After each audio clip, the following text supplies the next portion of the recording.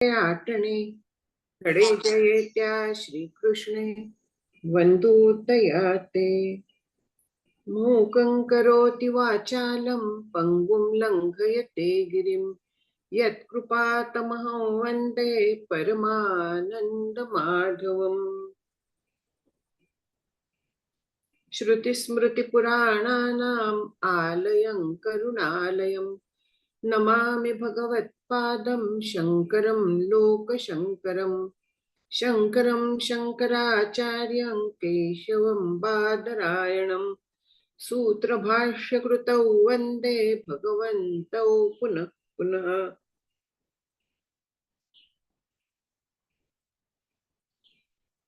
सर्ववेदान्त सिद्धान्त गोचरन्तमगोचरं गोविन्दं परमानन्दं सद्गुरुं प्रणतोऽस्म्यहम्।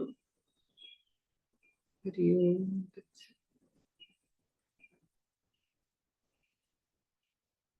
श्री हरी। आपलं गेल्या वेळेस प्राणमय कोश झालाय की आपलं कोशांचा विचार चाललेला आहे, जे मला वाटतं तैत्तिरीय उपनिषदात कोशांचा विचार आहे, मला नक्की आठवत नाही, पण हा उपनिषदात थोडक्यात दिलेला विचार शंकराचार्यांनी आणखीन इतर संतांनी देखील त्याचा विस्तार केलेला आहे. म्हणजे बीज असतं तिथे, त्यांनी स्वतःच्या मनचं तिथे सांगितलेलं नाहीये कोणीच संतांनी, जे आहे त्याचं बीज श्रुतीमध्ये आहे, उपनिषदात आहे. आणखीन तो फक्त आपल्याला कळेल अशा पद्धतीने त्यांनी मांडलाय.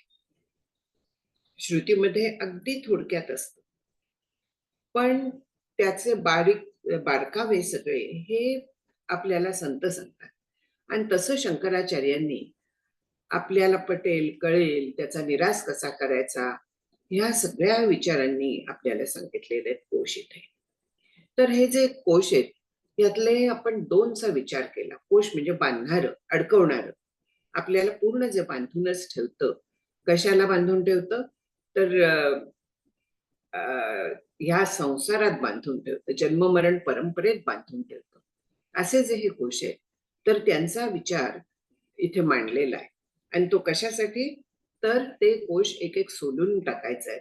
आणखीन सोलून आतला जो रस आहे, जे सार आहे, रसो वै सहा म्हणून ब्रह्माच्या बाबतीत म्हणतात, तर ते आपल्याला मिळावं, तिथपर्यंत आपण पोचावं, यासाठी जे मी नाहीये त्याला मी म्हणून मी कवटाळून बसलेली असते नेहमी. आणखीन हे मी काय नाहीये हे मला पटावं, या दृष्टीने सगळी ही मांडणी केलेली आहे. आपण स्थूल देह पाहिला, त्याच्यानंतर म्हणजे स्थूल देह म्हणजे अन्नमय कोश, नंतर प्राणमय कोशाचा विचार झाला, जो त्याच्याहून थोडा सूक्ष्म आहे, कारण तो इंद्रियांना दिसत नाही, पण तरीही म्हटलं तर सूक्ष्म त्याचं जाणवतं की श्वास आपल्याला कळतो, हालचाली आपण करतो, तिथे मागे एनर्जी, एवढं आपल्याला कळतं. त्याच्याहून सूक्ष्म जो आहे तो मनोमय. आणखीन त्याच्याहून सूक्ष्म बुद्धी म्हणजे विज्ञानमय. आता याच्यात फरक जो केलेला आहे तो कसा आहे की मनोमय कोश जो आहे तर तो ज्ञानेंद्रिय अधिक मन, आणखीन विज्ञानमय कोश जो आहे तो विज्ञान म्हणजे बुद्धी अधिक ज्ञानेंद्रिय. ज्ञानेंद्रिय दोन्हीकडे कॉमन आहे. मग मन आणखीन बुद्धी असे अंतःकरणाचे दोन पदर, त्यांचा भेद करण्याचं काय कारण आहे, तिथे सूक्ष्मता का कुठून आली, हा प्रश्न आपल्याला पडतोच. त्याला एक कारण आहे की मन जे आहे ना तर ते स्थूल विषयांना नेहमी गवसणी घालायचा प्रयत्न करत असते.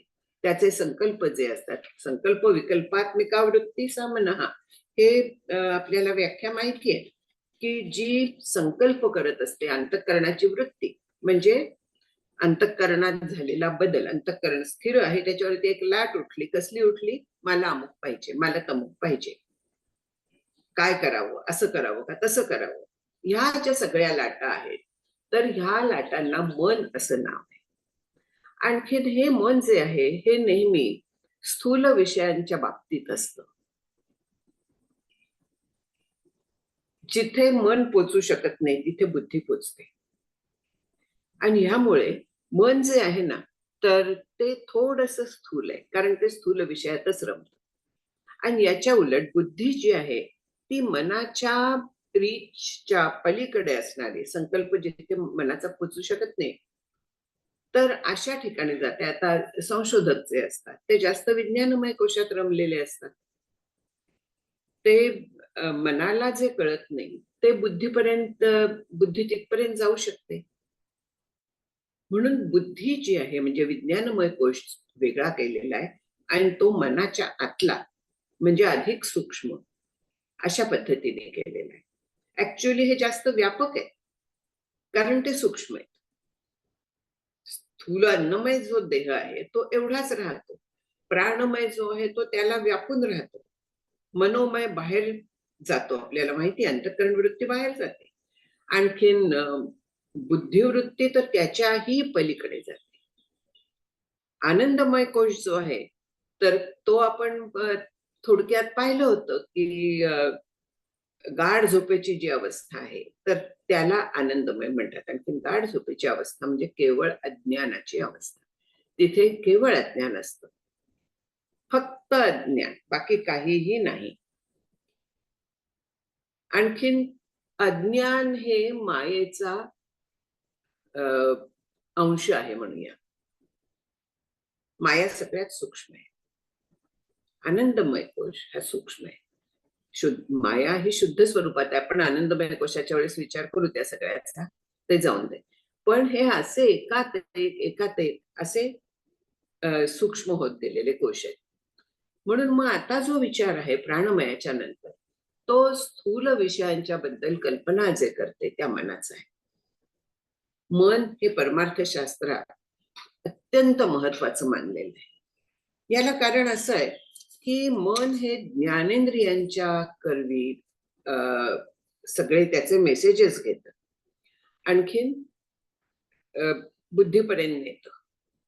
म्हणजे मन एका दृष्टीने काय, बुद्धीचा गुलाम आहे असंच म्हणता येतं. आणखीन हे जे मेसेजेस आहेत, ज्ञानेंद्रिय सांगतात की अमुक अमुक गोष्ट आहे. मन ती बातमी, ती माहिती बुद्धीपर्यंत पोहोचवते. बुद्धी त्यावरती निर्णय देते, मग त्याबद्दल असं असं करावं. मन जाऊन कर्मेंद्रियांना सांगतं की ह्या पद्धतीने आता तू जा, त्याला ही वस्तू घे. ग्रहण करणं हा हाताचा धर्म आहे. तर किंवा पायांना सांगते तुम्ही चला, तिथपर्यंत आपल्याला पोचायचंय. म्हणजे बुद्धीच्या आज्ञा मन कर्मेंद्रियांना देते. असा मनाचा द्विविध रोल आहे की पोझिशन आहे म्हणूया आपण. कारण काय आहे की जेव्हा आपण मन ट्रेन करतो तेव्हा ज्याला प्रतिक्षिप्त क्रिया असं नाव आहे, म्हणजे इन्व्हॉलंटरीली बुद्धीपर्यंत नेतच नाही. जेव्हा आपण मनाला पक्क ट्रेन करतो की हे विषय आपल्यासाठी नाहीये, टीव्हीवरच्या सिरियल मला बघायच्या नाहीये, मग मन संकल्पच करत नाहीये बघायला. किंवा जर का कुठे लागलेला असला टीव्ही तर मन तिथे लक्ष देत नाही, बुद्धीपर्यंत ती बातमी नेतच नाही. ते स्वतःच ते थांबवतं, इतकं त्याला ट्रेनिंग दिलं जातं. आणखीन हा जो मनाचा रोल आहे की मन जेव्हा सहाय्यभूत होतं, मन जेव्हा शुद्ध होतं, अंतःकरण शुद्धी म्हटली आहे ना, ती मनाचे संकल्प थांबतात. माऊलींची फार छान ओवी आहे की जीवा ब्रह्मत्व आहे संकल्प लोक, इतका मनाचा रोल आहे. जीव हा ब्रह्मरूप आहेच, पण केवळ त्या मनाच्या पायी तिथे अडकलेलं आहे ते. वाया मन हे नाव, येरवी हे कल्पनाचे सावेव, जयाचे निसंगे जीवदशा वस्तू. वस्तू म्हणजे परब्रह्म. त्याला जीवदशा का आली? मनाच्या संगती. या मनाची संगती जन्म घेतले पुनरावृत्ती. कुठूनही जर का विचार केला तर ह्या मनाचा हा रोल आहे. आणि म्हणून मनोमय कोश वेगळा, इथे बरेच श्लोक, काहीतरी 10-15 श्लोक खर्ची घातलेले आहेत आचार्यांनी मनोमय कोशाच्यासाठी. मनएव मनुष्याणाम कारणम बंध मोक्षयोः आहे ना, तर त्याच्यामुळे त्याला हे करण्यासाठी, सांभाळण्यासाठी त्याचा निराश करण्यासाठी आचार्यांनी एवढे श्लोक खर्ची घातले. मन हे नाव आहे, पण वास्तविक पाहिलं ती कल्पनाची सावयव म्हणजे अवयव सहित, म्हणजे कणांनी बनलेली, म्हणजे प्रत्यक्ष आलेली, समोर आलेली कल्पना आहे मन म्हणजे. बाकी मन म्हणजे दुसरं काहीही नाहीये. याचबद्दल, मनाच्या महत्वाबद्दल आणखीन एक सुंदर ओवी आहे या माऊलींचीच, की जेथ हे संसार चित्र उमटे, तो मनोरूप पटू फाते, जैसे सरोवर आटे मग प्रतिमा नाही. छान उपमा दिली आहे की सरोवरात प्रतिबिंब पडत असतात. सरोवरातलं पाणी साठलं, ते प्रतिबिंब राहतील का शिल्लक? नाही राहणार. तसं हा मनोरूप पटू फाटे, म्हणजे जेथे संसार चित्र उमटे, ज्या कापडावरती, पट म्हणजे कापड किंवा आपण कागद म्हणूया, जिथे संसाराचं चित्र रंगवलेलं आहे, जे आपल्याला सत्य वाटत असतं, तर तो जर का फाटला तर तिथे मग चित्र काही राहणार आहे का? अजिबात राहणार नाहीये. हा मनाचा पट जो आहे, तर जेथे हे संसार चित्र उमटे, तो मनरूप पटू फाटे. म्हणून मनाचं महत्व परमार्थात प्रचंड आहे. जीवाक ब्रह्मत्व आहे संकल्पलोपी, हे जे म्हटलेलं आहे. म्हणजेच मनाचा पट फाडणं, म्हणजेच संकल्प थांबणं. संकल्प कुठून येतात? वासनेतून येतात. म्हणजे वासना क्षय, त्याच्यासाठी इंद्रियांचा जय, वासनांचा क्षय. म संकल्पाईवरी नये मन, तुका म्हणे नये जाणीव अंतरांतरी थारा आनंदाचा. हे सगळं आपल्याला जे सांगितलं जातं की शम दम, इंद्रियांचा जय वगैरे, हे सगळं जे आहे, विवेक, वैराग्य, त्याचं ह्या बाबतीत महत्व आहे की त्याच्यामुळे आपलं मन म्हणजे अंतःकरण शुद्ध होतं. आणखीन ज्या वासनांचे, बऱ्या वाईट सगळ्या पद्धतीच्या वासना म्हणजे अनेक संस्कार, तर हे जन्मोजन्मींचे जे संस्कार आहेत, तर ते क्षीण व्हायला लागतात, जात नाहीत. ते भोगाशिवाय कधीही जात नाही. कारण ते कर्मांनी निर्माण केलेले पापपुण्यात्मक संस्कार आहेत, ज्यांना आपण वासना म्हणतो. त्यांचं स्वरूप पापपुण्य आहे. आणि ह्या वासना केवळ क्षीण होतील, जाणार नाहीये. म्हणून जर का ह्या वासना क्षीण झाल्या, तर त्या मनात जरी उमटल्या तरी त्यांचा तिथल्या तिथे आपल्याला निकाल लावता येतो. हा मनोमय कोशाचं काम आहे. बुद्धी आणखीन मन, ह्या दोन्हीच्या साह्याने हे घडत असतं. आणि म्हणून हे दोन कोश आपल्याला महत्वाचे असतात फार.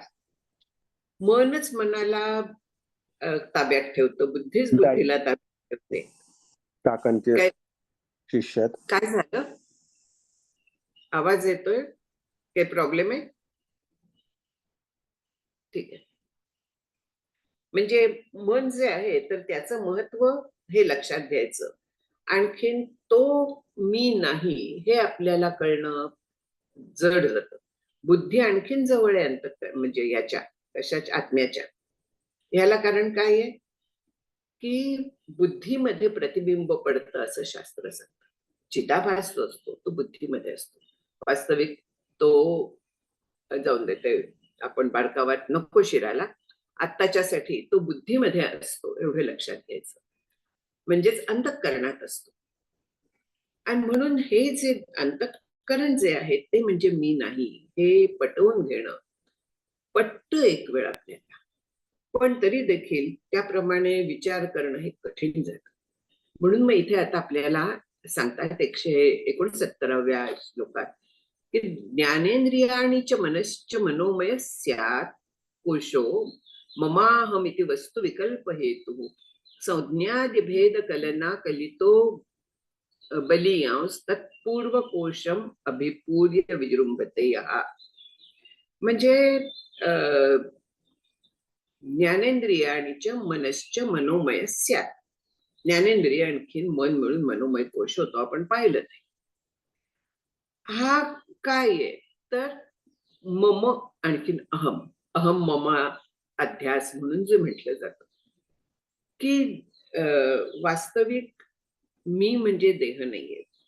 हे सगळं जे आहे ते मी माझं माझं म्हणते, पण ते केवळ कर्मयोगे मिळालेलं आहे, प्रारब्धाने मिळालेलं आहे. त्याच्यावरती माझं काही नाही आहे. ती तुके देवाचं सगळं जे आहे ते ईश्वराने निर्माण केलेलं आहे, त्याच्या सृष्टीतलं आहे. आणि त्यातलं काही मी घेते आणखीन माझं म्हणते. ईश्वराने निर्माण केलेल्याच दगड मातीच्या याच्यातून मी घर बांधलं, ते माझं माझं माझं धरून बसले. किती चांगलं दिसतंय, कसं आहे, मग मी कसं ते प्लॅन केलं वगैरे वगैरे, हे सगळं मी माझं म्हणून कवटाळून बसते. आणि मग माझं सोडवता सोडवत नाही. मी गेल्यानंतर मग ह्या माझ्या घरात कोण बरं राहणार, मग ते मी कोणाला देऊ? बरं, मी ज्यांना देईन, माझ्या मुलीला द्यायचं का कोणाला द्यायचं? मग ते तिथे राहतील का भाड्याने देतील? मग भाडेकरू कसा असेल, मग मेंटेनन्स कसा असेल, मग पडलं तर काय? त्याच्यात मी अडकून राहते. आणि मग शेवटी भूत बनून इथेच राहायची वेळ येईल माझ्यावरती, जर का इतकं त्याच्याबद्दल मला ममत्व राहिलं तर. म्हणून मी आणि माझे ऐसी आठवण विसरले जयाचे अंतःकरण, पार्था तो संन्यासी जाणं निरंतर, असं माऊलींनी सांगून टाकलेलं आहे. की मी आणखीन माझं हे सगळा हा कोश आहे, हा मनोमय कोश आहे, हा विकल्प हेतू आहे. याच्यामुळे जे सगळे संकल्प आणि विकल्प चालतात ते मी आणि माझे बद्दल चालतात, त्याच्या पलीकडे जात नाही आपण. म्हणून मी आणखीन माझं ह्याच्याबद्दल जे सगळे विकल्प आहेत, म्हणजे इतरांच्या बद्दल जे करतो ना, ते सुद्धा स्वतःला सेंटरला ठेवून इतरांच्या बद्दलचे आपले चालतात. जसं आता घर म्हटलं, ते माझं घर आहे, मी सेंटरला आहे. आज ह्या घरात राहते, हे विकून जर का दुसऱ्या घरात गेले तर ते माझं घर होईल. स्वतःला सेंटरला ठेवून नेहमी मी माझं, हे माझा फोन, नवीन फोन का जुना फोन, तो कसा होता, सगळे जे विचार आहेत ते माझ्या भोवती फिरत असतात. नेहमी मी सेंटर पॉइंट आहे हे लक्षात घ्यायचं. प्रत्येकाचं विश्व त्यामुळे त्याच्या भोवती फिरत असतं. आणखीन हा कोश जो आहे तो तोच आहे. वस्तुविकल्प हेतू जो म्हटलेला आहे की ह्या सगळ्या जगाच्या बद्दलच्या मी आणि माझेच्या कल्पना निर्माण होण्यासाठी मन हे मुख्य आहे. मनच हे सगळं करत असतं.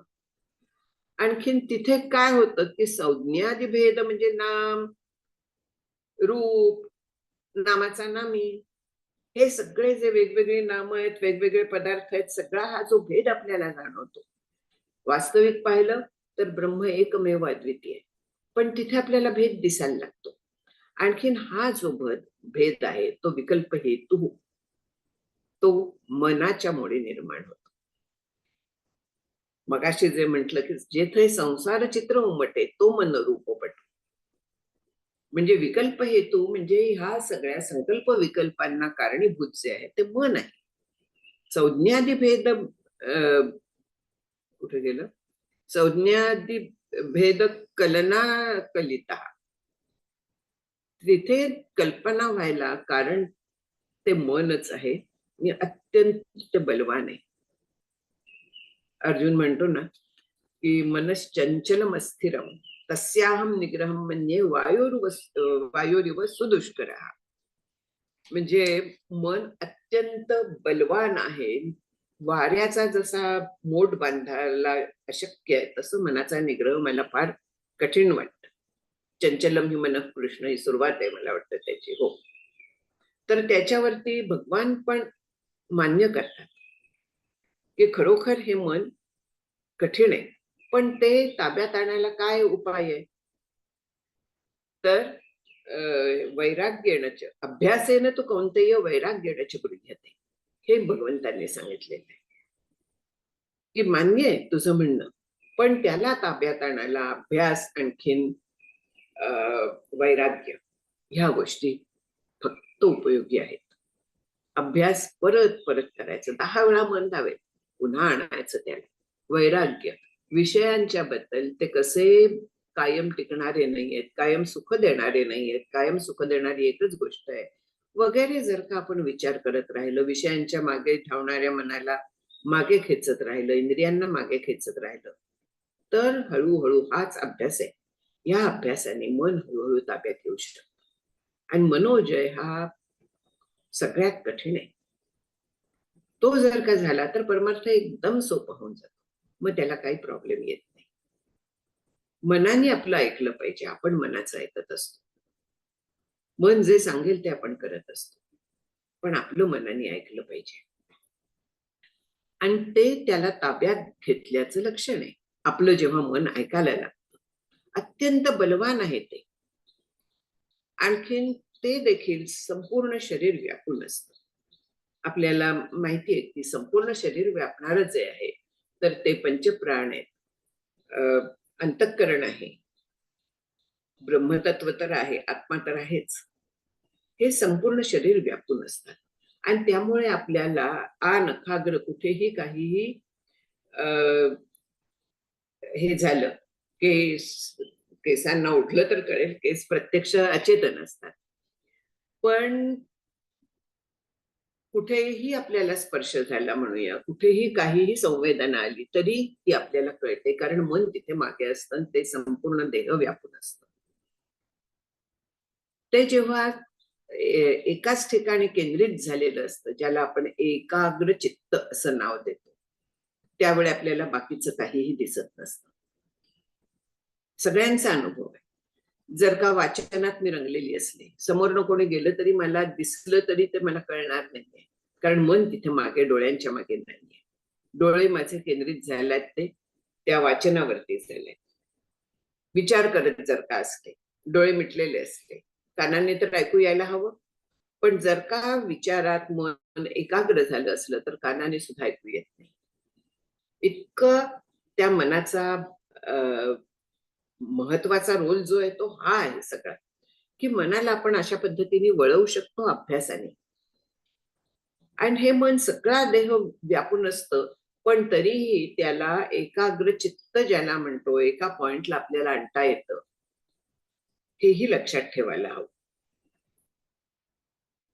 पुढे आता मनोमय कोशाच्या बद्दल सांगतायत, की उदाहरण देतात की पंचेंद्रिय पंचभिरेव होतृभिः प्रचीयमानो विषयाज्य धारया जाज्वल्यमानो बहुवासनेंधनैः मनोमयात अग्निर, कुठे दहती म्हटलंय, कुठे वहती म्हटलंय प्रपंच.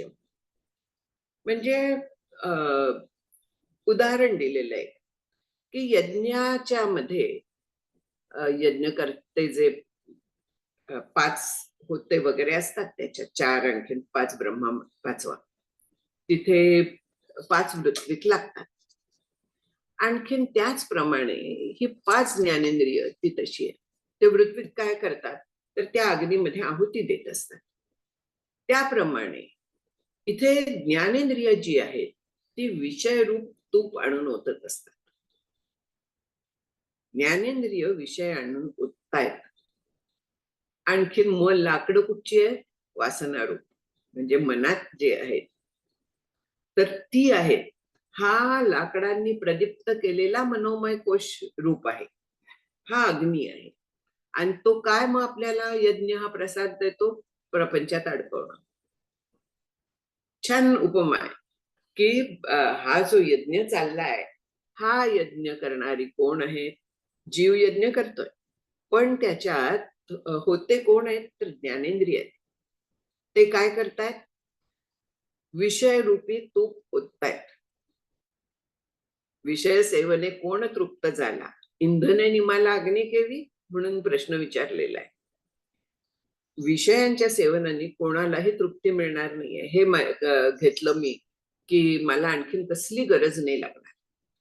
कधीतरी असं होतं का, अमुक पदार्थ मिळाला बास, किती वेळ ते बास टिकतं, दुसऱ्या क्षणी त्याचे मग त्याच्यातलं सुख कमी व्हायला लागतं, आणखीन आपण तिसऱ्या गोष्टीच्या मागे लागतो.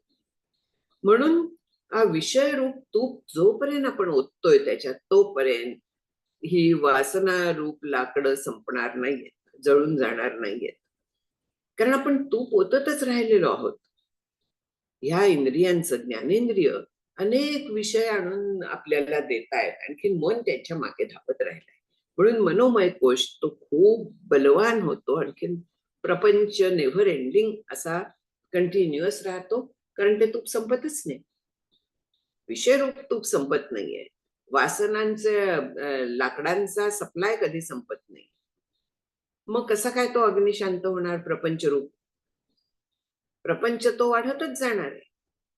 म्हणजे इथे आचार्यांनी कारण सांगितलेलं आहे, प्रपंचाचं कारण सांगितलेलं आहे की हा मनोमय कोशाचं कार्य आहे. आणि तिथे ते वाढवायला कोण कारणीभूत आहे? तर ज्ञानेंद्रियांनी आणलेले विषय आणखी वासना. बस. म्हणून इंद्रियांचा जय, वासनांचा क्षय, म संकल्पाही वरी नाहीये मन. संत आपल्याला थोडक्यात इतकं सुंदर सांगतात, त्याचा आपण विचार करत नाही की इंद्रियांचा जय ठीक आहे, त्याने काय मिळणार आहे? वासनांचा क्षय होतो. मग काय होतं? वासनांचा क्षय झाला की मग मन कशाला विषयांच्या मागे धावणार आहे? नाही धावणार. मग अंतर्या थारा आनंदाचा होतो, मग आनंद रूप होतो. म्हणून प्रपंच रूप प्रसाद जो यज्ञाचा आहे, तर तो असा प्रसाद आहे की जोपर्यंत आपण हे आवडत नाही आहोत तोपर्यंत हा प्रसाद आपण खातच राहणार आहोत, आणि अडकतच राहणार आहोत. नाह्यस्य विद्या मनसोतिरिक्ता मनोह्य विद्या भवबंध हेतु तस्मान विनष्टे सकलम विनष्टम विजृंभितेस्मिन सकलम विजृंभते. म्हणजे काय आहे की नाही असती अविद्या मनसो अतिरिक्त, मनाच्याहून वेगळं अविद्या नावाचं काहीही नाही. अविद्या सगळ्याला कारणीभूत आहे. अविद्या हा मायेचा भाग आहे. मायेचं एक नाव आहे. जीवाच्या पुरतं जे अज्ञान किंवा माया आहे त्याला अविद्या म्हणतात. सगळं आपण पाठ करतो. पण ही अविद्या म्हणजे काय आहे? मन आहे. मनाच्या पलीकडे अविद्येला स्थान नाहीये. केवळ मनच आहे, तीच अविद्या आहे, तोच भवबंध हेतू आहे. म्हणजे आपल्याला अडकवून टाकायला कारणीभूत जे आहे तर ते हे मनच आहे. हा भवबंधाचा हेतू आहे, म्हणजे कारण आहे, दुसरं काहीही नाहीये. आता जे मगाचं म्हटलं की जेथे संसार चित्र उमटे तो अविद्या रूप मनोरूपपटू फाटे, तेच आहे इथे सगळं सांगितलेलं की अविद्या जी आहे तर ती मनाच्या व्यतिरिक्त काही नाही. कारण अविद्या काय करते? अविद्या मुळात स्वरूपावरती झाकण घालते. म्हणजे मी कोण आहे, माझं स्वरूप काय आहे हे कळून देते. म्हणून तिला विद्येला विरोध करणारी यासाठी अविद्या असं नाव आहे. विद्या नाही ते अविद्या नाही, कारण ब्रह्म कायम आहे. ज्ञानरूप ब्रह्म हे कायम आहेच, पण ते प्रकट होण्यासाठी विरोध करते, म्हणून ती अविद्या आहे. म्हणून ते अज्ञान आहे. अज्ञान अविद्या वास्तविक एकच आहे, पण थोडासा भेद शास्त्रकार करतात की जे व्यापक आहे, जगाच्या बद्दल कारणीभूत जे आहे त्याला अज्ञान म्हणतात, आणि एका जीवापुरतं मर्यादित जे असतं तर त्याला अविद्या असं म्हणतात. पण हे इंटरचेंजेबल वापरतात, तसा काही हार्ड अँड फास्ट रूल नाहीये त्याला. पण आपण आता बोलताना अविद्या म्हणतोय जीवाच्या संदर्भात, अज्ञान पण म्हणू शकतो. तिथे संदर्भ बघून नेहमी परमार्थात अर्थ करायला लागतो. हा मोठा प्रॉब्लेम आहे, जे आपल्याला फिजिक्स केमिस्ट्री किंवा बाकीच्या विषयात एक व्याख्या घ्यायची, ती तेवढ्यापुरती मर्यादित आहे, त्याच्या पलीकडे जाणार नाही. तसं इथे नाहीये. इथे एकच शब्द अनेक वेगवेगळ्या अर्थांनी वापरण्यात येतो, आणि हे आपल्याला माहिती आहे ना की एकच शब्द अनेक अर्थ त्याचे असू शकतात, आणि म्हणून आपल्याला लक्षणा वापरावी लागते. म्हणून अर्थ समजून अर्थ घ्यायला लागतो. बोलणाऱ्याच्या मनातला भाव समजून आपल्याला त्याचा अर्थ करायला लागतो. हे नेहमीच आपल्याला माहिती आहे. उदाहरण द्यायची सुद्धा गरज नाही याच्यासाठी. म्हणून इथे म्हटलंय की अविद्या जी आहे, तर मन हीच ती अविद्या आहे, आणि ती केवळ ह्या भवबंधाला कारणीभूत आहे, भवबंध हेतू आहे. म्हणून ते गेलं की काय होतं, ते मन जेव्हा लयाला जातं, तस्मिन विनष्टे म्हटलेलं आहे, सकलम विनष्टम. याच्यात दोन बाजूंनी अर्थ करता येतो. आणखीन दुसरं काय आहे की विजृंभते यस्मिन सकलम विजृंभते, जे प्रकट झालं, वाढलं की मन जेव्हा प्रकट होतं तेव्हा संसार पण प्रकट होतं. सगळं जे आहे ते पुन्हा प्रकट होतं. म्हणजे काय होतं, तर इथे आपल्याला दोन यांनी विचार करता येतो. एक व्यष्टीचाही, आणखीन एक समष्टीचाही. समष्टीच्या बाबतीत काय आहे की प्रलय होतो, आपल्याला माहिती आहे. प्रलय झाल्यानंतर हे अंतःकरण वगैरे सगळं नष्ट होऊन जातं. अज्ञान पण नष्ट होऊन जातं. आणखीन म्हणजे नष्ट होतं म्हणजे बीज रूपाने ब्रह्मामध्ये माया ती राहते, सगळी सृष्टी पोटात घेऊन. म्हणजे मी तेव्हा मुक्त होणार नाहीये. मला पूर्वी वाटायचं की कशाला हे सगळं करायचं व्याप, प्रलयामध्ये मी मुक्त होणारच आहे. पण शास्त्र सांगतं तसं होत नाही. प्रलयापर्यंत जन्म घेत राहा, दुःख भोगत राहा, आणि प्रलयाच्या ह्याच्यात केवळ बीजरूपाने राहून जा. परत जेव्हा सृष्टी निर्माण होते, जेव्हा ईश्वराचं अंतःकरण निर्माण होतं मायारूपी, त्यावेळेस पुन्हा तुला जन्म आहे, पुन्हा ते चक्र चालू राहणार आहे. जोपर्यंत ज्ञान होत नाही तोपर्यंत मुक्ती नाहीये. ज्ञानात एव तू कैवल्य. तर त्याच्यामुळे हे सगळं जे आपल्याला मिळत आहे, तर त्याच्यातनं ते आनंद रूपता यायला, ज्ञान व्हायला, त्या मनाचा समाचार घ्यायला लागतो आपल्याला. हे समष्टीच्या बद्दल झालं. मग व्यष्टीच्या बद्दल कसा विचार आहे? तस्मिन विनष्टे सकलम विनष्टम, हा आपल्याला अनुभव आहे की नाही? सगळ्यांना अनुभव आहे हा. रोज आपण झोपतो. गाढ झोपेत काय होतं? काहीतरी शिल्लक असतं का? मन तरी शिल्लक असतं का? कसली तरी जाणीव असते का आपल्याला? कुठे संकल्प आहेत का? कुठे भोग आहेत का? तिथे केवळ आनंदाचा भोग आहे, ज्यामुळे आनंदमय कोश येतो. केवळ आनंदाचा, कारण तिथे आपण आपल्या अज्ञानासह दुर्दैवाने ब्रह्मामध्ये लीन झालेले असतो. अज्ञानासह नसतं तर साचची पुरती वीरा, जरी न येता स्वप्न जागरा, तरी ब्रह्मभाव साचो करा म्हणून येता. जर का त्याच्यातून जाग आली नसती, परत तेच संस्कार घेऊन आपण जर का अज्ञानासह जागे झालो नसतो, तर खरोखरी मी ब्रह्मरूप झाले असं म्हणता आलं असतं. पण तसं होत नाही. जाग येते, आणि ती जाग येते ती अज्ञानासह, म्हणजे मी अमुक एक आहे या खात्रीसह. हे सगळं माझं दिसतंय, मला आता एवढं करायचं आहे. कर्तृत्व, भोक्तृत्व, देहतादात्म्य सगळं जसंच्या तसं परत येतं. आणि म्हणजे काय आहे की ते जेव्हा लय पावतं झोपेत, त्यावेळेस सगळं जग नाहीसं झालेलं आहे. माझ्या दृष्टीने आपण मेलन जग बुडालं म्हणून म्हणे ना, तसं आहे की ते लय पावल्यानंतर सगळं नाहीसं झालं. आणखीन ते जेव्हा पुन्हा जागा होतं, तर तेव्हा पुन्हा सगळं या पसारा सगळा त्याचा पुन्हा दिसायला लागतो, त्याचा उदय होतो. म्हणून सगळं जे अवलंबून आहे ते ह्या अंतःकरणावरती, मनावरती अवलंबून आहे, जे अविद्येचं साक्षात रूप आहे, साक्षात अविद्या आहे ती. स्वप्नेर्थ शून्ये सृजती स्वशक्त्या, भोक्त्रादि विश्वम मन एव सर्वम, तथैव जाग्रत्यपि नो तत्सर्वमेतन्मनसो विजृंभणम. म्हणजे स्वप्न अवस्थेत काय आहे? बाह्य पदार्थ असतात का? एकही नाहीये. पण तरी आपल्याला सगळं दिसत असतं. जे कधी आयुष्यात पाहिलं नाही अशा देखील गोष्टी दिसतात. का दिसतात? त्या मनावरती अनेक जन्मानुजन्मांचे संस्कार असतात. त्यामुळे या जन्मात पाहिलेलं नसेल, पूर्वी कधीतरी पाहिलेलं असेल, ते त्यावेळेस मन दाखवतं. म्हणजे बाह्य पदार्थांचा अनुभव तिथे नाहीये, प्रत्यक्ष पदार्थ नाहीये, पण तरी देखील मी पण तिथे असते. अनेक विध पदार्थ तिथे असतात. त्या पदार्थांचा भोग असतो. कधी चांगलं असतं, कधी वाईट असतं, कधी वाघ दिसतो, कधी काय म्हणूया ईश्वर सुद्धा दिसेल. कोणाला भेटायची इच्छा असली तर ते दिसतील. काहीच सांगता येत नाही.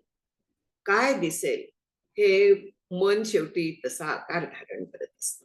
मनाच्या वासनांनुसार, प्रारब्धानुसार हे सगळं चाललेलं असतं. म्हणजे असं शास्त्र सांगतं की मन हेच संपूर्णपणे स्वप्न स्वतः होतं. एक कंठामध्ये हिता नावाची अत्यंत सूक्ष्म नाडी असते. तिथे मन जातं आणि तिथे ते हे सगळी सृष्टी सृष्टी निर्माण करतं, जी आपल्याला दिसते त्यावेळेस. त्यावेळी बघणारी मी कुठे असते? बघणारी मी अंथरुणावर झोपलेली असते. पण तरी देखील त्या स्वप्नात मी असते. सगळे पदार्थ असतात. मनच हे सगळं बनत असतं. म्हणून ही मनोरूप सृष्टी आहे. मनोरूप प्रपंच जो आहे तो त्याच्यावरती आहे, दुसरं काहीही नाहीये तिथे. आणखीन जागृतीमध्ये काय असतं? जागृत अवस्थामध्ये पण तेच आहे, त्याच्यात भेद नाहीये. तिथे देखील वास्तविक सगळं मनच ही सृष्टी निर्माण केलेली असते. आपल्याला पटत नाही. जागृतीतली सृष्टी सत्य वाटते. का सत्य वाटते? मला वाटतं ही कायम टिकते. जे झोपेच्या आधी मला जो पलंग होता, जी खोली होती, जे जग होतं माझं सगळं, ते जसंच्या तसं मी जागी झाल्यावर मला दिसत असतं. मला वाटतं तेच आहे, पण ते कधीही ते नसतं. कधीच नाही. माझ्यात बदल होत असतात, देहात बदल होत असतात, म्हणजे संपूर्ण सृष्टीत बदल झालेले असतात. आपल्याला माहितीये ना हे डायनामिक आहे. फिजिक्स काय सांगतं? कण आणि कण अखंड बदलत आहे, हे आज फिजिक्स सांगताय. ऍटम आणि ऍटम सृष्टीमधला अखंड बदलतो, अखंड बदलतो. तीच माया आहे. माया म्हणजे दुसरं काय आहे? एव्हर चेंजिंग, कायम बदलणारी, कधीही स्थिर होऊन न देणारी, त्यालाच माया म्हणतात. तसं हे जग आहे. आणखीन आपल्याला जे दिसतं समोर, ते माझ्या मागे जे आहे ते मला दिसतंय का? अजिबात नाहीये. माझ्या दृष्टीच्या समोर जेवढं आहे तेवढंच मला दिसतं. त्याच्या पलीकडे मला काहीही दिसत नाही. मग जे समोर आहे ते सगळं मनच कल्पना केलेलं असतं. मनच ते सगळं होत आहे. ह्याला दृष्टीसृष्टीवाद हा एक छान आपल्यासाठी शास्त्रकारांनी त्याच्यावरती बसवलेला वाद आहे. वाद म्हणजे विचाराची पद्धत. तर ती एक आपल्याला दिलेली आहे की जे आपल्या समोर आहे तेवढंच सत्य आहे, बाकी काहीही नाहीये. तेवढंच फक्त अस्तित्वात आहे आणि तेवढ्या वेळेपुरतंच अस्तित्वात आहे. ज्या क्षणी मी डोळे मिटते त्या क्षणी ह्या दिसणाऱ्या पदार्थांना अस्तित्व नाहीये. ज्या क्षणी मी पाठ फिरवतो ह्याच्याकडे आणखीन स्वयंपाकघरात जाते, तेव्हा त्या स्वयंपाकघरातल्या तेवढ्याच भागाला अस्तित्व आहे जेवढा मला दिसतोय. माझी मुलगी ह्याला आहे म्हणूया, इंग्लंडमध्ये आहे. आता मला आठवण झाली, आता तिला अस्तित्व आहे. पण ज्या वेळी मला आठवण नसते, ती माझ्या समोर नसते, तेव्हा तिला अस्तित्व नाही. हा दृष्टीसृष्टीवाद आहे. आणि हा आपल्याला तसं म्हटलं तर विचार करायला, पटायला, आणखी मुख्य साधनेला फार चांगला वाद आहे. ह्यालाच दुसऱ्या शब्दात वर्तमानात जगणं म्हणतात. वर्तमानात जगा म्हणून जे सांगितलं जातं तोच तो सृष्टीवाद. की दृष्टी आहे तिथपर्यंतच ती सृष्टी आहे. तीच ती सृष्टी आहे. दृष्टीच सृष्टी होते. वेगवेगळ्या पद्धतीने मांडणी आहे ही. दृष्टीच सृष्टी होते म्हणजे मनच ही सृष्टी बनलेलं आहे. आणि हे परत सांगते की फिजिक्स मध्ये हे सिद्ध झालेलं आहे. माया माया म्हणतात ती हीच असते की ती कायम टिकणारी नाहीये, सतत बदलणारी आहे गोष्ट. त्याला माया असं नाव आहे आपल्या इथे. अनिर्वचनीय का म्हणतात? की दिसते तोपर्यंत त्याला अस्तित्व आहे, मग ते सत्य वाटतं. पण दिसेना असं झालं की त्याला अस्तित्वच नाहीये, मग ते असत आहे का? नाही. दिसतं हे पण खरं आहे आणि नसतं हे पण खरं आहे. मग खरं काय आहे? खरं दोन्ही नाहीये, अनिर्वचनीय. त्याच्याबद्दल निश्चित काहीही सांगता येत नाही. असं ते अनिर्वचनीय. ही सृष्टी, हे मन, हे सगळं असं आहे. जोपर्यंत त्याचा अनुभव असतो तोपर्यंत त्याला अस्तित्व आहे. त्याचा अनुभव नाही त्याला अस्तित्वच नाहीये. म्हणून संपूर्ण सृष्टी ही स्वप्नाचा उपयोग नेहमी जागृतीतली सृष्टी कशी मिथ्या आहे, कशी कल्पित आहे, कशी मनोमय आहे, हे सांगण्यासाठी होतो. आणि ह्याच्याबद्दल जर का आपण विचार केला, पटत नाही कशी असेल असं, मला कायमचा अनुभव आहे, तर त्या स्वप्नाचा विचार करावा. स्वप्नामधली सुख दुःख जितकी खरी आपल्याला वाटतात तितकीच जागृतीतली वाटतात की नाही. आणखी जाग झाल्यानंतर स्वप्नातली सुख दुःख सगळी आपण हसतो की मला असं असं दिसतं. तसंच जेव्हा आपण झोपतो त्यावेळी जागृतीतल्या गोष्टींचं काय होतं, जेव्हा स्वप्न बघत असतो तेव्हा जागृतीतल्या गोष्टींचं काय होतं, विनष्ट आहे. ती तेव्हा नसतात, मग ती खरी आहेत. एका अवस्थेतले पदार्थ दुसऱ्या अवस्थेत नाहीये, ह्याचा अर्थ ते दोन्ही खरे नाहीये, अवस्था खऱ्या नाहीये. खरं फक्त एकच आहे, जे ब्रह्मस्वरूप आहे. सच्चिद आनंद रूप ब्रह्मस्वरूपच खरं आहे. पण ह्या मनाच्या मुळे जन्म घेतले पुनरावृत्ती माया नसोन भ्रांती वरपडा झालो होतो, आत्मारामात समर्थ म्हणतात. हे मन सगळ्याला कारणीभूत आहे, कारण ते कल्पना करत असत. एरवी हे कल्पनाचे सावेव म्हणून जे म्हटलेलं आहे माऊलींनी, ते त्यामुळे की कल्पना रूप अगदी हे आहे, सगळी सृष्टी तशीच आहे, मनोरूप आहे. जेथे संसार चित्र उमटे तो मनोरूप पटू फाटे. हा या मनाला क्षीण करणं म्हणजे संकल्प विकल्प थांबवणं. आणि ते जेव्हा होतं तेव्हा आपल्याला जो आनंद रूपता हवी आहे ती दूर राहते. मनाचे संकल्प विकल्प थांबले पाहिजेत, म्हणून जीवास ब्रह्मत्व आहे संकल्परूपी. हे परत परत अगदी इतके जेम आहेत ह्या ओव्या, म्हणजे आपल्याला सतत जर का त्या लक्षात ठेवता आल्या ना तर खूप उपयोग होतो त्यांचा. म्हणून इथे सांगितलंय की जागृती आणखीन स्वप्न हे सगळं मनाचा विलास आहे, दुसरं काहीही नाही. योग वासिष्ठात हा विचार फार छान मांडलेला आहे. हे कसं केवळ मनोरूप आहे, केवळ कल्पना रूप आहे, हे खूप छान योग वासिष्ठात वेगवेगळ्या आख्यानांच्या द्वारा मांडलेलं आहे. पुढे 173 मध्ये आचार्य म्हणतायत की सुषुप्ती काले मनसी प्रलीने नैवास्ति किंचित सकल प्रसिद्धे हे अतो मन कल्पित एव पुंस संसार तस्य न वस्तुतो असती. म्हणजे परत ते गाढ झोपेचं उदाहरण घेतलंय की त्यावेळेस काहीही दिसत नाही, मन लीन होतं. मन लीन झाल्यानंतर जग दिसत नाही, हे आपल्याला माहितीये, पटत, सगळं आपण कबूल करतो, पण असं शेवटी येतं. पण तरीही हे सत्य आहे, असं आपल्याला वाटतं, हे सत्यच वाटतं आपल्याला. हे माहिती असून देखील आपण ह्या कल्पित संसाराला सत्य सत्य सत्य म्हणून चालतो. म्हणून इथे सांगितलेलं आहे परत की जीवाचा हा संसार जो आहे तो केवळ मनाने कल्पिलेला आहे, तो वास्तव नाहीये, तो खरा नाहीये. मन कल्पित खरं नाहीये. खरं नाहीये म्हणजे काय, जे दिसतंय ते कसं काय, मनाने ती सृष्टी रचलेली आहे, मनच ते सगळं झालेलं आहे. प्रत्यक्ष हा पदार्थ नाहीये, मनानेच ह्याचा आकार धारण केलाय. जसं स्वप्नात मन सगळे आकार धारण करतं तसं हे खरोखरी पटणं आपल्याला खूप जड जातं.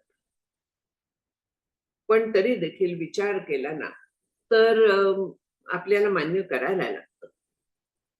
आणि जे बुद्धिवादी आहे तर त्यांनी फिजिक्स मधली ही काही काही पुस्तकं आहेत, आता टॉ ऑफ फिजिक्स खूप जुनं झालं पण तरी त्याच्यात देखील हे सांगितलेलं आहे.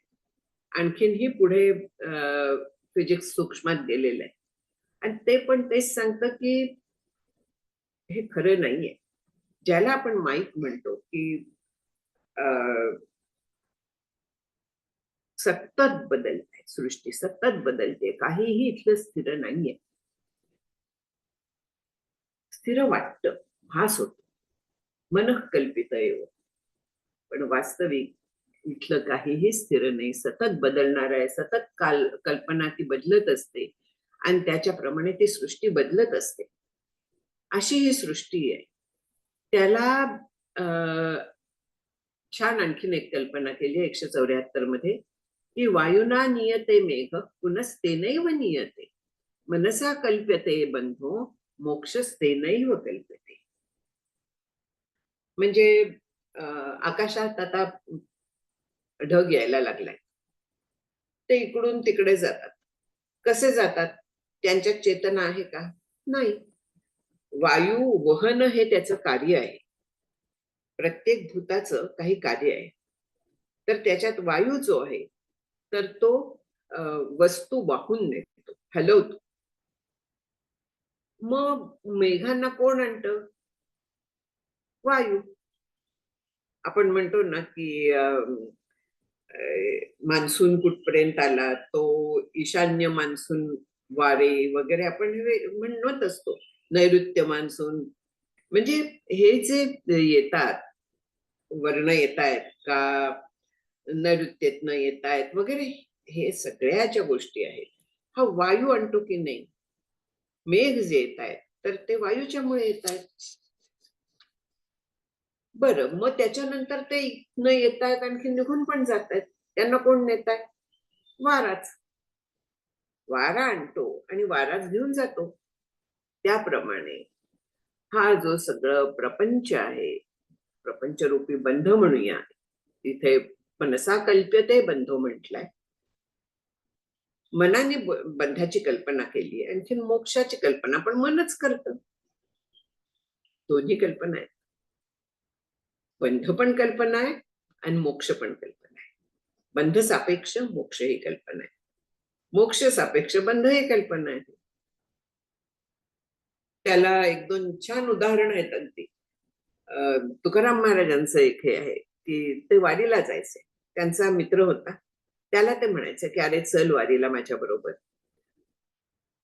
तो दरवेळेस सांगायचा की अरे यंदा शेतात असं असं करायला हवंय, मला इतके दिवस मला वारीसाठी काढता येणार नाही म्हणून मी येत नाही, पुढल्या वर्षी येतो मी. तुकाराम महाराज म्हणायचे ठीक आहे. अशी काही वर्ष जातात, काही काळ जातो. मग तुकाराम महाराज वारीला जाण्याच्या आधी त्याच्या घरी जातात आणि तिथल्या झाडाला मिठी मारून बसतात आणि ओरडायला लागतात की अरे मला सोडवा, मला झाडाने धरलाय. सोडवा म्हटल्यानंतर धावत येतात लोक. त्यांचा मित्र विचारतो की अरे काय झालं? महाराज सांगतात की मला झाडाने धरून ठेवलंय. तो हसायला लागतोय की झाडाने तुला धरलाय का तू झाडाला धरलायस?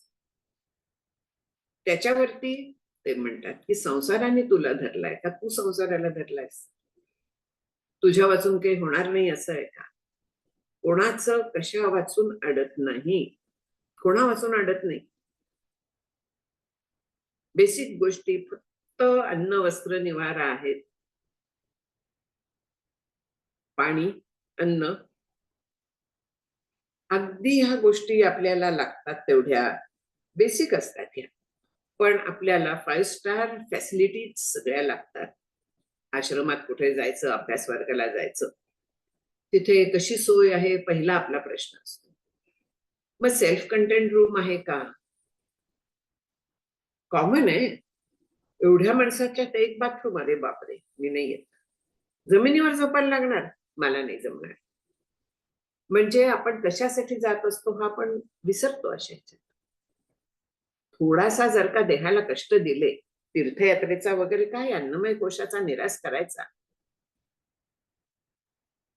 आपण अन्नमय कोशातच अडकलेलो आहोत जेव्हा आपण सगळ्या 5 स्टार फॅसिलिटीज मागतो तेव्हा. याचा अर्थ असा नाहीये की त्या नसाव्या. जर का झोप चांगली झालेली असली तर आपल्याला कॉन्सन्ट्रेट करून ऐकता येतं, हेही अगदी बरोबर आहे. पण ते पाहिजे हा जो आपला आग्रह असतो ना, तिथे सगळा घोटाळा होतो. चांगलं आहे माहितीये, मग अशा वेळेत थोडासा कष्ट सोसून राहावं. पदरी काय पडताय ते महत्वाचं आहे. कष्ट देहाला झाले होऊन देत, ते देहाला होत आहेत. शेवटी देह माझा नोकर आहे का मी देहाची नोकर आहे? मनाची नोकर मी आहे का मन माझं नोकर आहे? मनाला जर का सांगितलं की काही लक्ष देऊ नको, मन नाही लक्ष देत. थंडी थंडी थंडी किंवा गरम आत्ता किती होत आहे असं जर का आपण म्हणत राहिलो तर जास्त आपल्याला त्रास होतो उष्णतेचा. प्रयत्न करून पहा. त्या उकाड्याकडे लक्ष नाही दिलं, मन दुसरीकडे गुंतवलं तर उकाड्याचा त्रास खूप कमी होऊन जातो. सगळी लोक काम करत असतात उन्हात. मी बसले घरात, त्यांना त्रास नाही का होत? त्यांचं लक्ष त्यांच्या कामात असतं, त्यामुळे तो त्रास होत नाही. जेव्हा मी बाहेर जात होते तर त्यावेळी मलाही त्रास होत नव्हता. का नव्हता होत? तिथे जायचंच होतं, आणि जायचं होतं म्हटल्यानंतर मग मी जर का विचार करत बसले असते की किती ऊन लागताय, किती उकडताय, तर माझ्याच्यानी काम नीट झालं नसतं. मी तो विचारच करत नाही.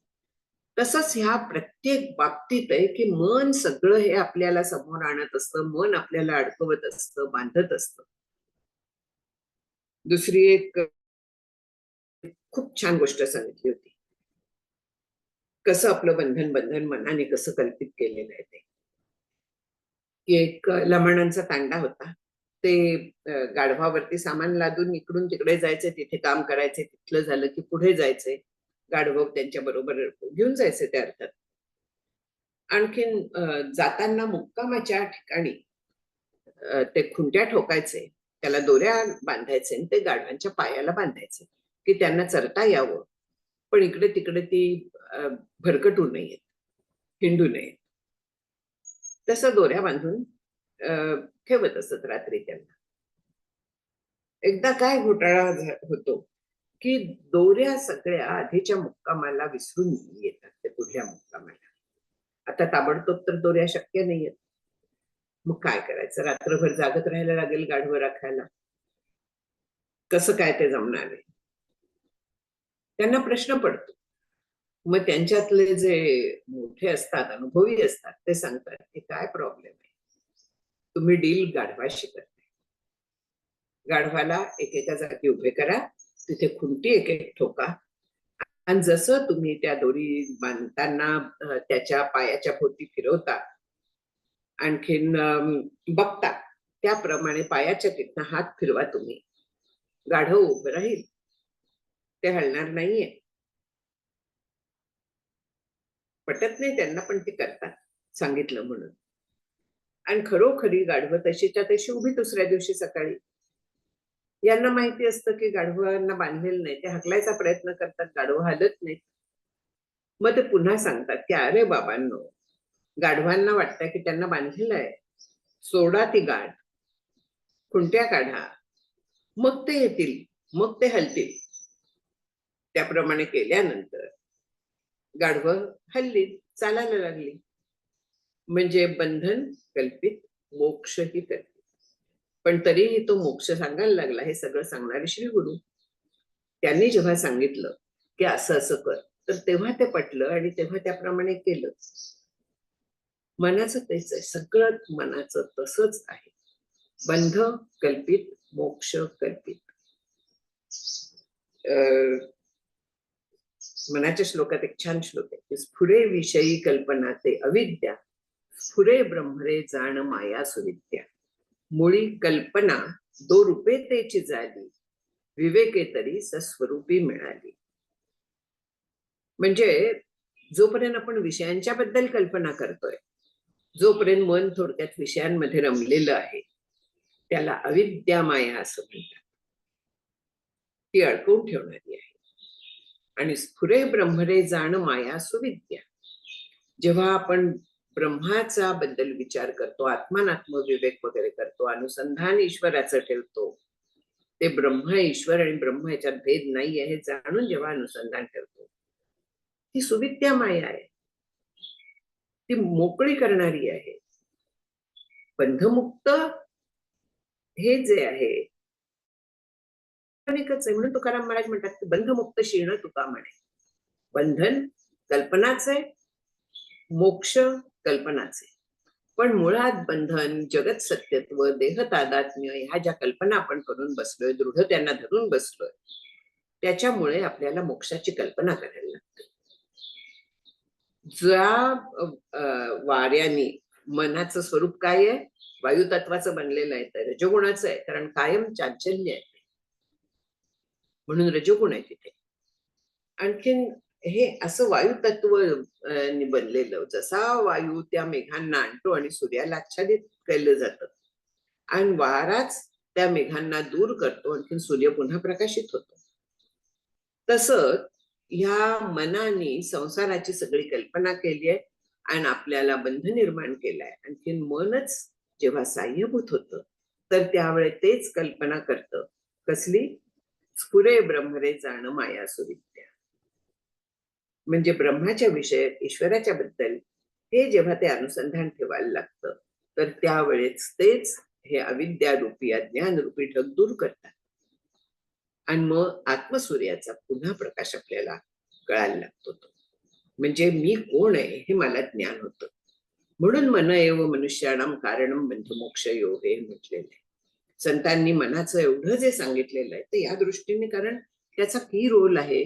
आणि म्हणून एवढे 205 मनाचे श्लोक आचार्यांनी समर्थांनी लिहिलेले आहेत. तुकाराम महाराजांनी तरतऱ्यांनी मनाबद्दल सांगितलेलं आहे. आचार्यांनी मन आणि आत्मा यांचा काल्पनिक संवाद एक मांडलेला आहे. उपदेश कशात आठवत नाही, पण तो संवाद त्यांनी मांडलेला आहे असाच, की मन सांगताय, आपला आत्मा मनाला सांगतोय की तू नसते उद्योग करू नको, तू अचेतन आहेस, मला गरज नाहीये तुझ्या सगळ्या ह्या उपद्व्यापांची, असा आत्मा मनाला सांगत असतो. म्हणजे मनाच्यामुळे हे सगळं निर्माण झालेलं आहे आणि म्हणून मनाला साह्यभूत करून घ्यावं, मनाला ताब्यात ठेवायचा प्रयत्न करावा, त्याच्यावरती संस्कार करत राहावं, त्याला वळवावं. ते जेव्हा वळतं तर त्यावेळेस परमार्थ फार सोपं होऊन जातो. त्याच्यावरती अखंड संस्कार करायला लागतात. आणि म्हणून टीव्हीवरच्या सिरियल ज्या आहेत त्या म्हणा किंवा कथा कादंबऱ्या वगैरे ह्या सगळ्या गोष्टींपासून दूर राहिलं तर मनावरचे हे संस्कार क्षीण व्हायला लागतात. मनावरती नवीन संस्कार सतत जर का करत राहिलं, परमार्थाचे, अभ्यासाचे, अनुसंधानाचे, तर मन सुविद्या माया बनतं आणि मोकळं करतं आपल्याला. आता ह्या 174वरती आपण थांबूया. अजून 10 श्लोक तरी ह्या मनाच्या बद्दल आहेत. मनोमय कोशाचं महत्व जे आहे ते प्रचंड आहे आणि त्याच्याबद्दल आचार्यांनी असं विस्तृतपणे आपल्याला सांगितलेलं आहे. ते पुढल्या वेळेस करूया.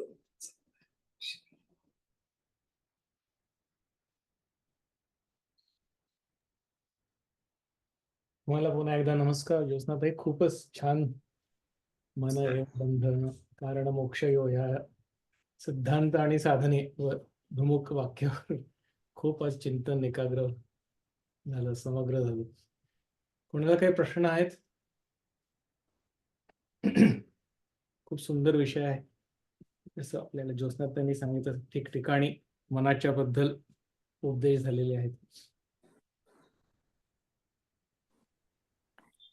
मला एक प्रश्न मनात येतोय की मनाला तुम्ही म्हणजे आपण मनाला ताब्यात ठेवावं असं जे आपण म्हणतो, तेव्हा हे आपण म्हणजे बुद्धी का आपण म्हणजे हे कोण की मनाला ताब्यात ठेवायचं? मी ऍक्च्युली म्हणणार होते मगाशी, पण ओघात बाजूला पडला तो, डोक्यातनं विषय गेला, की मन मनाला आणि बुद्धी बुद्धीला, तशा पद्धतीचा एक अभंग पण आहे तुकाराम महाराजांचा. पण मनच मनाला आवडतं, बुद्धी बुद्धीला आवडते. म्हणजे 2 मन 2 बुद्धी वगैरे असं आहे का? तर अभ्यास करणारं एक असतं, आणखीन एक आपल्याला मनात चालतं की नाही आपल्या, आता हा अभ्यास केला पाहिजे, दुसरं मन सांगतं की नको. अभ्यास करणारं जे असतं ते सूक्ष्म बुद्धिवृत्ती असते. आणखीन तीच स्थूल बुद्धिवृत्तीला, स्थूल मनाला आवरायच्या प्रयत्नात असते. आणखीन आपल्याला हे माहितीये की अंतःकरणात एक वेळी एकच विचार राहतो, तेव्हा एकदा हा येतो, एकदा तो येतो. सूक्ष्म जी बुद्धिवृत्ती आहे अभ्यास करणारी, ती स्थूलाला आवडते, स्थूलाला थांबवते. हा म्हणजे मन आणि बुद्धीच ते दोन्ही करतं, जसं अंतःकरण. विद्या आणि हा अविद्या आणि सुविद्या जसं म्हणतो तशाप्रमाणे. तशा प्रकारे. हा हा छान.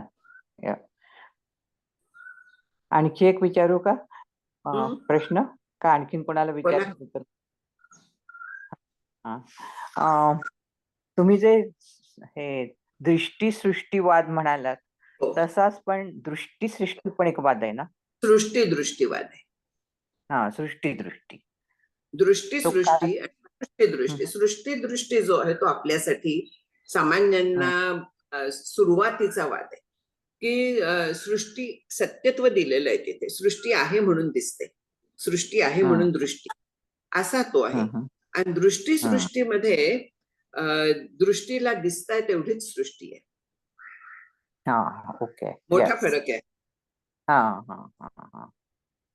पण त्याच्यात हे येतं का की सृष्टी झाली म्हणून मग दृष्टीला ती दिसते, किंवा तो दृष्टी आहे म्हणून? तो सृष्टी. ओके, या. आधी सृष्टी म्हणून दृष्टी, आणि दृष्टी सृष्टीमध्ये आधी दृष्टी आहे आणि तीच सृष्टी आपल्याला दाखवते. आधी मन आहे आणि तेच सगळं दाखवतं. आणि ते असं निवडकच दाखवतं, म्हणजे मनाला जेवढं शक्य आहे तेवढंच. जे बुद्धीला माहिती नसतं ते दिसतं का आपल्याला? नाही दिसत. आलं, लक्षात आलं. वर्तमानात राहा तेच आहे ना, काय आहे त्याच्या पलीकडे? वर्तमानात राहा, जगा. हो. मावशी, इथे मायेचे जे प्रतितीमात्र सत्तावान आहे ते कुठे बसतं, कुठल्या वादात? दृष्टी सृष्टी. प्रतीती मात्र सत्ता म्हणजे जोपर्यंत बघतीये तोपर्यंत त्याला अस्तित्व आहे. पण मग त्यालाच दृष्टी सृष्टी. अच्छा, हा, ओके. हे बघ, विचार ना वेगवेगळ्या पद्धतीने मांडण्यात येतो. एका सिस्टीम मध्ये ह्या पद्धतीने विचार आहे, दुसऱ्या सिस्टीम मध्ये तसा विचार आहे, किंवा पटेल आपल्याला काही गोष्टी सांगताना, आपल्याला उदाहरणार्थ सृष्टीची उत्पत्ती सांगताना, मायेचं हे सांगताना, मग माया कशी आहे? प्रतितीमान. मग माया म्हणजेच मन आहे की नाही? माया म्हणजे जग आहे की नाही? मग ते काय आहे? दृष्टी सृष्टीवाद. कसं दिसताय? दृष्टी सृष्टीवादामुळे दिसताय. असा सगळा तो विचार जो आहे ना, ते आपल्याला जुळवून घ्यायचं असतं धागे.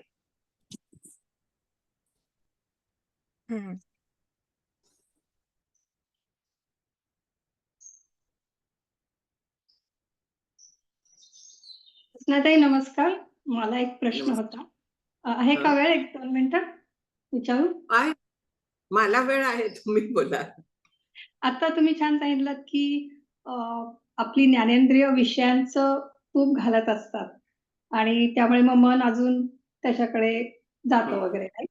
तर आणि हे पण चांगलं सांगितलंय तुम्ही की त्यामुळे आपण कंट्रोल करायला पाहिजे की आपण काय बघतो, काय वाचतो, काय ऐकतो. पण म्हणजे मन संकल्प विकल्प करतं, ते वृत्ती सुद्धा उठतात, त्याच्यावर पण मन संकल्प विकल्प करतं का? आणि त्या वृत्ती आपल्या पूर्वकर्मांमुळे झालेल्या असतात, त्याचा म्हणजे थोडासा मला खुलासा हवा होता. आता वृत्तीचा अर्थ जरा गडबड होते. वृत्ती म्हणजे स्वभाव असं तुमच्या ह्याच्यातनं वाटतंय मला, तुमचा मनातला. असं तिथे मला असं विचारायचं होतं. राईट. स्वभाव कसा बनतो? स्वभाव, स्वस्य भाव हा जन्माला येताना जे असतं ते म्हणजे त्रिगुणात्मक जी आपली प्रकृती असते तो स्वभाव असतो, आणि त्याच्यानुसार मनात कल्पना उठत असतात. मन हे संकल्प विकल्पात्मिका वृत्ती समनहा ही व्याख्या आहे. वृत्ती म्हणजे काय आहे? वृत्तीचा शास्त्रीय अर्थ जो आहे, म्हणजे वेगवेगळे वृत्ती म्हणजे आपलं उदरनिर्वाहाचं साधन, त्याला पण वृत्ती म्हणतात. मगाशी जे म्हटलं की अनेक त्याचे अर्थ होतात. तर आपण ज्या अर्थाने मन ही वृत्ती मानतो ना, ते अंतःकरण जेव्हा संकल्प विकल्प करायला लागतं तेव्हा त्याला मन म्हणतात. अंतःकरण हे एक आहे. त्याच्यावरती जसं नाती आपली वेगवेगळी असतात. कोणी मला मावशी म्हणताय, कोणी ताई म्हणताय, कोणी काही म्हणताय, कोणी काही, बरोबर आहे. पण माझ्यात बदल आहे का? नाही. वृत्ती तीच असते. ती जेव्हा संकल्प करायला लागते, अंतःकरण तेच आहे म्हणजे, पण संकल्प जेव्हा करायला लागतं तर तेव्हा अंतःकरणात जो बदल होतो, जो तरंग उठतो, त्याला मन म्हणतात. जेव्हा निर्णय घेतं तेच अंतःकरण, तेव्हा त्याच अंतःकरणाला बुद्धी असं नाव आहे. आलं लक्षात? त्यामुळे हे जे तरंग उठणं वगैरे जे आहे, आणि संस्कार जे सगळे, वासना ज्या सगळ्या असतात, तर त्यांनी छान जागा शोधली आहे बुद्धी ही. कारण काय आहे, निर्णय घ्यायचं जे असतं तर ते बुद्धी घेते. मग बुद्धी वासनानुसारिणी असं म्हणण्यात येतं. वासनांना अनुसरून आणि त्या वासनांच्या प्रमाणे मनात मग विचार येतात की अमुक करावं, मला अमुक हवं, मला तमुक नको. हे कुठून येतं? ते वासनांनुसार येतं. आणि मग निर्णय घेणारी कोण आहे? बुद्धी आहे.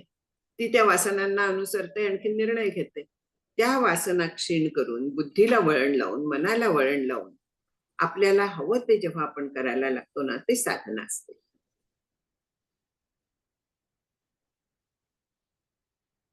म्हणजे विषय हे आपल्या मनाचे असे ट्रिगर पॉइंट्स म्हणायला हरकत नाही का? असं की विषय दिसला की मग ते तुम्हाला एक ट्रिगर पॉइंट होतो आणि तुमच्या राईट, तुमचं मन मग तिकडे प्रवृत्त होऊ शकतं किंवा असं, राईट? गंमत अशी आहे, म्हणजे आपण सूक्ष्मात गेलो तर तुम्ही म्हणताय ते तुला अगदी बरोबर आहे. पण आपला विषय चाललेला आहे की मनच हे सगळं बनतं, मनोमय कोश. म्हणजे मग काय आहे, वासनांच्या नुसार मन पहिल्यांदा ती गोष्ट निर्माण करतं ना, आपल्याला ती दिसते ना, आपण त्याच्या मागे धावतो. बरोबर. अगदी बरोबर आहे. सूक्ष्मात शिरलो तर हा क्रम येतो, आणि स्थूलातून जेव्हा आपण येतो तेव्हा आपल्याला पदार्थ दिसतो आणि मन आपलं तिकडे जातं. बरोबर. ओके. अगदी बरोबर. थँक यू ज्योत्स्नाताई. थोडंसं कन्फ्युजन होतं, पण तुम्ही छान समजावलं. धन्यवाद. हे आणखीन नमस्कार ताई. हे आणखीन थोडं पुढे जाऊन की पण बुद्धी मनाला कंट्रोल नाही करत किंवा मॅनेज नाही करत. बुद्धी बुद्धीलाच मॅनेज करते आणि मन मनालाच मॅनेज करतं, असं म्हणायला का तुम्ही? नाही, असं नाहीये. म्हणजे तसा तऱ्हेचा एक अभंग आहे तुकाराम महाराजांचा. पण काय असतं की शेवटी अंतःकरण, मन म्हणजे अंतःकरणच आहे, बुद्धी म्हणजे अंतःकरणच आहे. आपण त्यांना नावं देतो त्याच्या कार्यानुसार. ते इंटरचेंजेबल आहेत. म्हणजे मन आणि बुद्धी इंटरचेंजेबल आहे. हो. जेव्हा निर्णय घेतला जातो तेव्हा बुद्धी म्हणतो, जेव्हा संकल्प करायला लागतो अमुक हवं तमुक नको, कसं करावं काय करावं, तेव्हा मन म्हणतो त्यालाच, अंतःकरणालाच. आता जे म्हटलं की कोणी नावच अशी वेगवेगळी तशीच आहेत, पण मनात हालचाल झाली की त्याला वृत्ती म्हणतात. आणखीन त्या वृत्तीला आपण त्याच्या कार्याप्रमाणे नावं देत असतो. लाट म्हणतोय का तरंग म्हणतोय? दोन्ही लाटाच आहेत ना त्या. पण त्यांची कामं वेगळी आहेत ना. कामं वेगळी आहेत म्हणून त्यांना वेगळी नावं मिळाली. अंतःकरणात बदल हे बेस आहे, आणि त्या बदलाला काय नाव द्यायचं ते त्याच्या कार्यावरनं ठरतं. ओके. नात्यात समोर आत्ता कोण आहे त्यानुसार नाव येतं.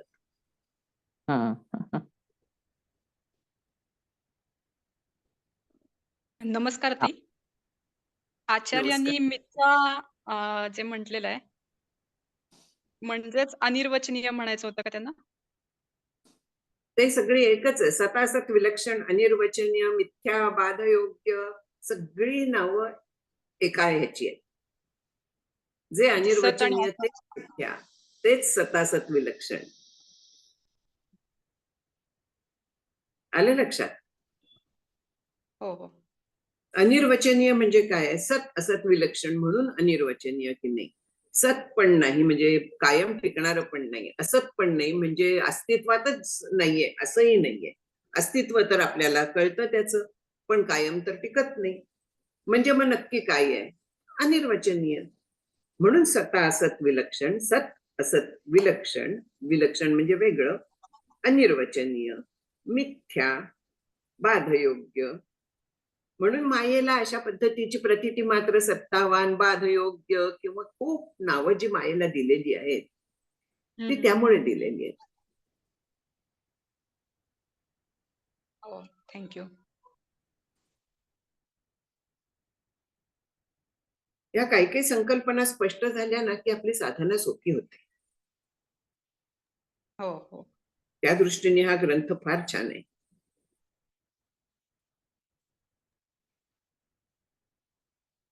आता मन एव मनुष्याणाम कारणम बंधमोक्षयो आणि त्याच्यासारखाच तो गीतेतला श्लोक आहे ना, मीच माझा शत्रू आहे, मीच माझा मित्र आहे. विचार हो हो तोच आहे ना. हो तोच आहे, बरोबर आहे. बंधुरात्मा. हा, बंधुरात्मैव, बरोबर आहे. हम्म. दरेत आत्मनात्म.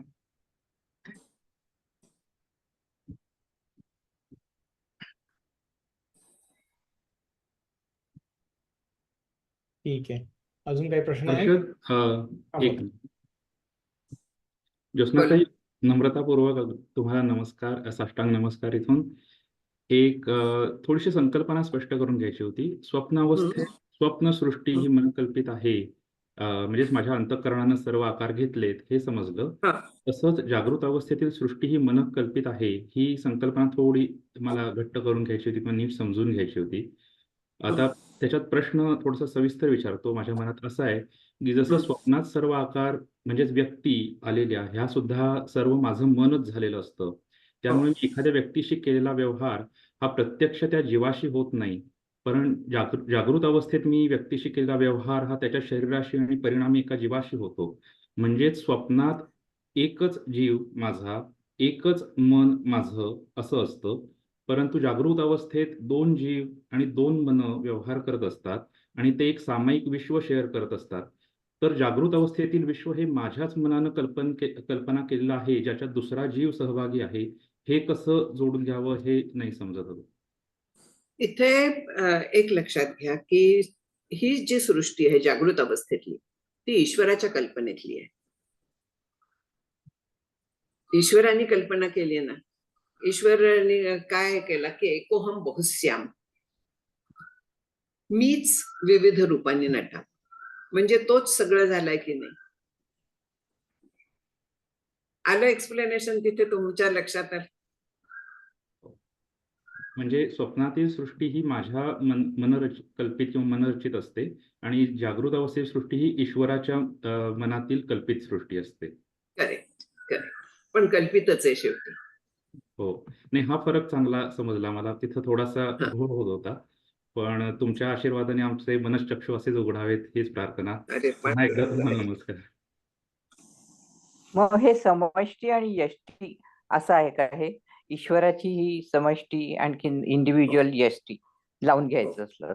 ओके, म्हणजे जागृतीची व्याख्याच ही आहे की ईश्वर हा. रचित सृष्टीशी इंद्रियांचा जेव्हा सन्निकर्ष होतो, म्हणजे इंद्रिय जेव्हा ईश्वर रचित सृष्टीशी एकरूप होतात, म्हणजे त्यांचं ज्ञान व्हायला लागतं, तेव्हा त्या अवस्थेला जागृती म्हणतात.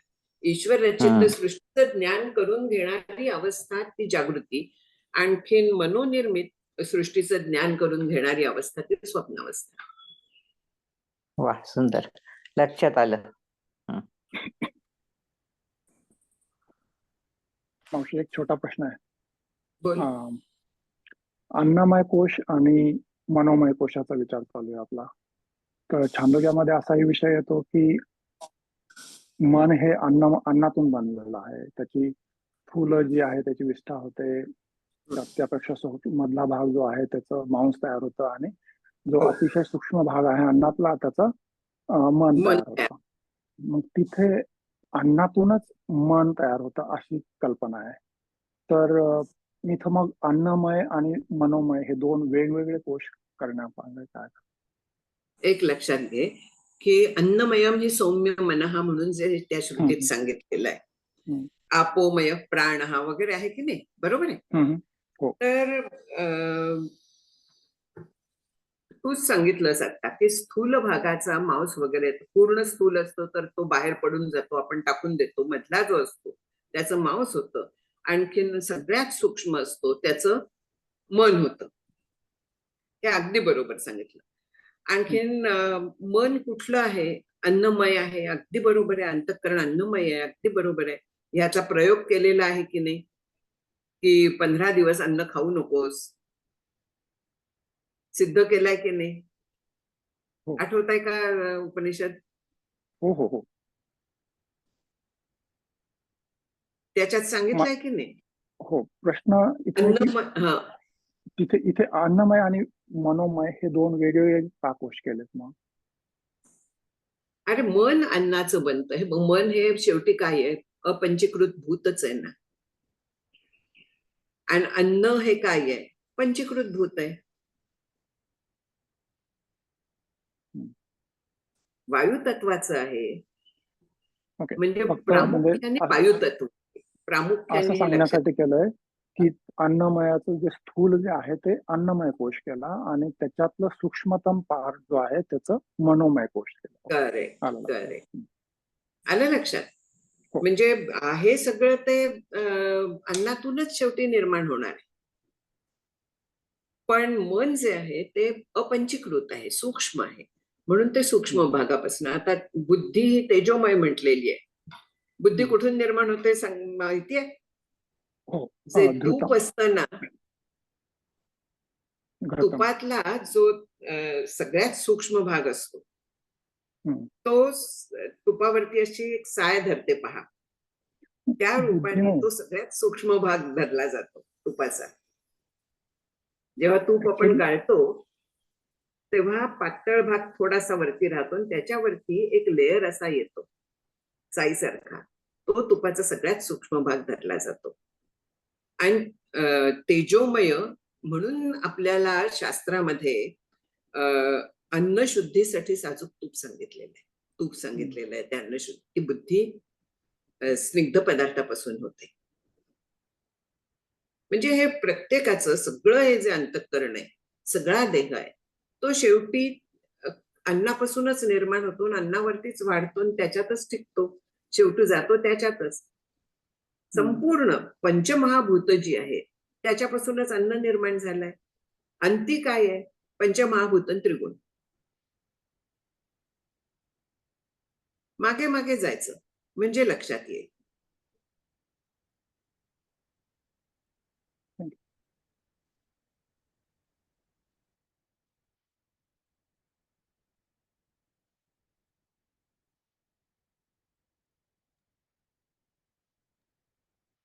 म्हणजे सगळं अन्नमयच आहे पण सूक्ष्मता त्याच्यात आणि फंक्शन ह्याच्यावर सगळं अवलंबून आहे. म्हणजे सूक्ष्मता म्हणजे अपंचीकृत आणखीन पंचीकृत सगळं पंचमहाभूतिक आहे. देह पंचभूत मेळावा शेकी जाईल पंचत्व.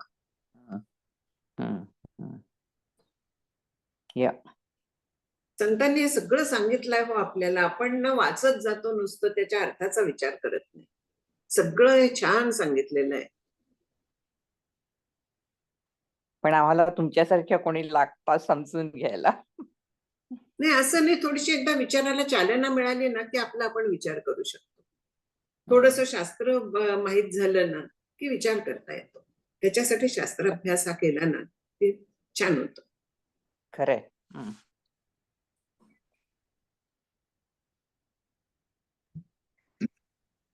ठीक आहे, आपली वेळ झाली आज जास्ती, पण थांबू इथे. हरी ओम. श्री भावी पूर्ण कृपा गुरु मजवरी, प्रार्थित भावे तुला. वारी सर्व अरिष्टने मुनिलया समूह जो वाढला. अज्ञानांधजनासी मुक्त करुणी शांती पदी बैसवी. विनती हीच असे न मागत तुझे, भक्ती तुझी ही हवी. श्री सद्गुरुनाथ महाराज की जय. जय श्रीराम. हरिओम.